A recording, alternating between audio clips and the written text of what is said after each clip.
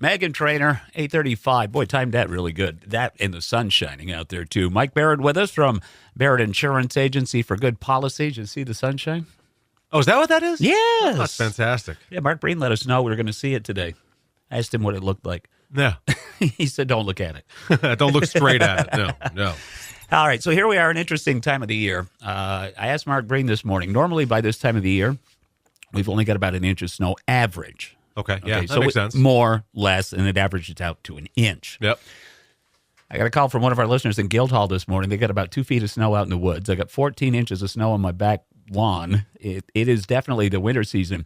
But the reason I'm talking about the weather here, insurance is an important thing, not just for homeowners, but for businesses as well, right? Right, for everybody. So we just had a very nice mild spell, a couple of nice slushy days. Yeah. If there is such a thing, right? Yeah, I don't know if they're nice slushy. But it's iced all up this morning here. These are things that that people need to think about out there. Like we had a fella come and sand a driveway here. Yeah. Ice is what's the word you use?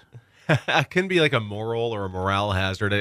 It could be debated as to whether it's one of those. But what happens if you're thinking, well, I got insurance, I'm good, I'm not going to worry about it. Well, that can be a concern. You want to make sure you're taking the appropriate steps as the insured to mitigate loss, because truthfully, in the contract, that really is your job, is to try to make it so a loss doesn't occur. Now, the companies are absolutely there and ready to assist should one occur, but do your best to prevent it. So what do I mean by that? Well, in our case, here we are, December 4th, 5th? The 4th, that's it. Okay. I have roof raked my house twice. Mm-hmm. Now, it's not because I'm afraid my house is going to collapse. I'm not afraid of that. What I'm afraid of is this fluctuation of weather, where you're going to have that snow on your house, and it's going to get warm, and it's going to rain like it did over the weekend. By the way, I did this in the pouring rain on Saturday, which was such a joy. Or maybe it was Sunday. It was Sunday. It was Sunday. But I did it because I've had ice dams. Not only have I had them, I've seen what they do numerous times through claims. So it's a good way to take a precautionary step, Plus, it's exercise. Why not? It's a good thing. But I went out there and I didn't roof rake the entire thing. I just made sure that at least 3 feet or 4 feet from the eaves up was clear. That way, it gave it a chance to drain. It doesn't clog my my gutters all that bad. Not a bad thing to do. So that's a good thing to consider. And I'm not saying get out there and shovel your roof every snowstorm, but when you see the forecast and you see it's going to get that mild, I mean, think about it now. A guy my size and my weight on your roof. I went out with my dog this morning to walk around with him, and I was walking on the snow.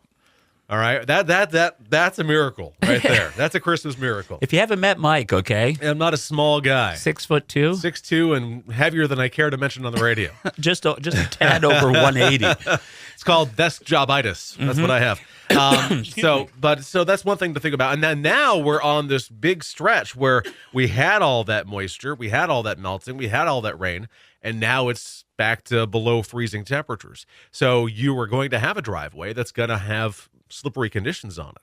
And whether you are a homeowner or a business owner, and I'll say especially for a business owner, but if somebody slips and falls, that's going to be your responsibility, whether it fall under the medical payments to others that's on your business owner's policy, commercial policy, or homeowner's policy, where you may have a limit of $1, $2, $3, $4, or $5,000 that'll cover immediate medical attention. You also have that liability coverage of whether it be $100, $300, $500, or $1 million to protect you if somebody really sustains an injury, and your failure to take appropriate care of your driveway or your parking lot, that's your negligence. So that would indeed cause quite a claim if something was to occur. So, you got all these fantastic guys and gals out there who are driving the sander trucks.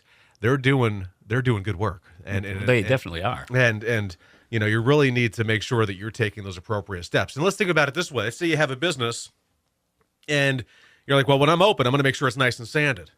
Well, that's great, but do people never, ever pull into your business when you're closed, thinking maybe you are open or maybe dropping something off or whatever? So you really should think about making sure you have a plan in place to appropriately protect yourself. Now, does that extend to property owners who have rental domiciles, shall we say, like apartment complexes? Yeah. If you have an apartment building, while we always tout the benefits and the costs not being all that bad for a renter's insurance policy, truth be told, the true liability is going to fall onto the property owner. So if you have a 1, 2, 3, 4, 5 unit, 6 unit or more rental building, and you have parking areas that you're providing to your tenants, absolutely. But an interesting thought. So and it just came into my head. A buddy of mine was renting back when we were in our 20s, and he parked a little too close to, it wasn't too close to the property, but close enough where any snow coming off that roof was going to hit his car. And it did. And it damaged the heck out of it.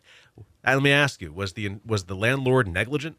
Was the landlord responsible for that? I don't know. Was there a sign that said "Watch caution, falling ice and snow"? Or there or not, doesn't matter. The landlord was not responsible for that because it was not a negligent act. Nobody got injured, so there'd be no medical payments to others. It was simply a damaged vehicle. So something like that wouldn't necessarily fall onto the landlord, but somebody slipping and falling on steps.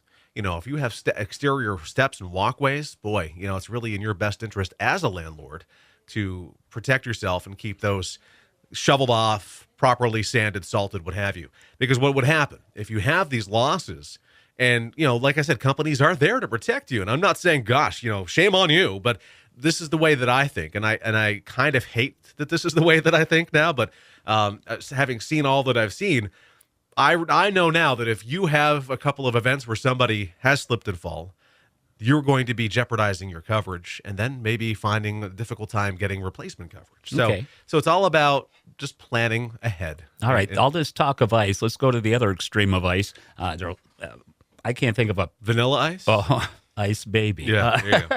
I can't think of many houses out there that don't have an outdoor water spigot. Things of that nature.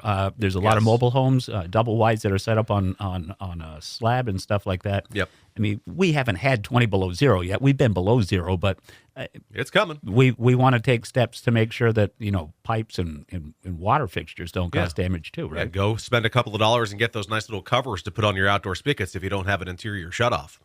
It's not a guarantee, but it's certainly helpful, which is what I had done for a long time until last year when I finally got inside shutoffs. And now, yes. But, any step you can take to be a little preventative is really advisable. And why do I shovel my roof the way that I do? I just don't want – I did have an ice dam last year on my porch, and, man, I don't want to see that again, ever. Ever. So it's something to think about. All right. So let's give them the contact information so folks can get in touch with you. Now, again, folks, this is for homeowners, property owners, business owners. This is what we're talking about today. If you have any land, any property whatsoever where people are on it, just a good way to protect yourself. But give us a call, 748-5224. You can visit our website, thebarrettagency.com. Google, Facebook, and YouTube is all Barrett Insurance Agency. And with the earthquake in Alaska next week, we're going to talk about earthquakes. Okay. Hey, you can't rule them out. I finally have a topic ahead of time. There you go. Instead of coming and going, what are we talking about today? Well, the weather helped us today. All right. Good policies on Magic in the morning. You be safe in the parking lot. I'm going to throw my ice skates on and just have at it. Get some grace out there. Chat with you next week. Music from Carrie.